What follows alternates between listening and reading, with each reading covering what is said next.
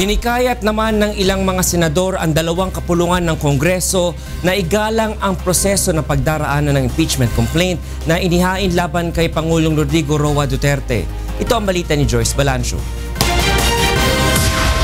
Umaasa ang ilang senador na magiging patas ang Kamara sa pagdinig ng impeachment complaint na inihain na Magdalo Party List laban kay Pangulong Rodrigo Duterte.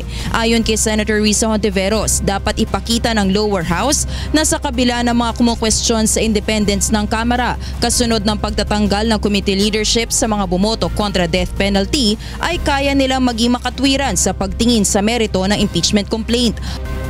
I am hoping na ano pa man ang nangyari na sa House of Representatives, both good and not good, tulad dito sa Senado, I am hoping na they will rise to the challenge ng yung tinatanong nyo, fair na paghusga sa merito ng impeachment complaint, at aasahan ko yung kanila ring maayos na aksyon sa prosesong iyan.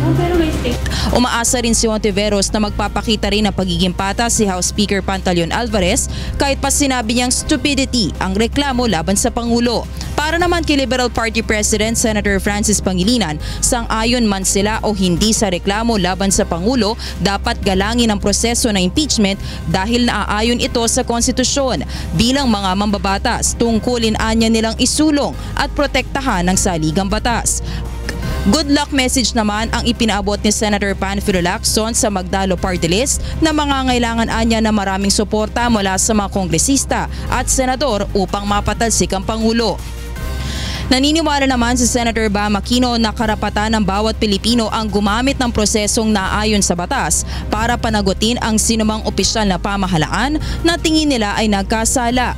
Para naman kay Senator Sherwin Gatchalian, dapat pag-aralan muna ang mga ebidensya at merito ng reklamo bago husgahan kung may pananagutan ang Pangulo. Pulot-dulo naman ebidensya no? Kung paano mo patunayan to sa Kongreso, being the fiscal of impeachment case. What happens here, yung Kongreso titignan yung mga ebidensya, titignan yung complaint, at titignan kung merong basis yung complaints. Naniniwala naman si Senator Joseph Victor Ejercito na wala sa tamang panahon ng impeachment. Aniya, paano uusad ang bansa kung may ouster move katulad ito?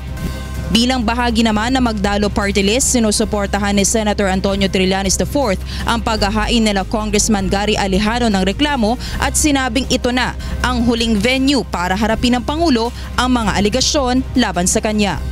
Joyce Balancio, UNTV News and Rescue, Senate of the Philippines.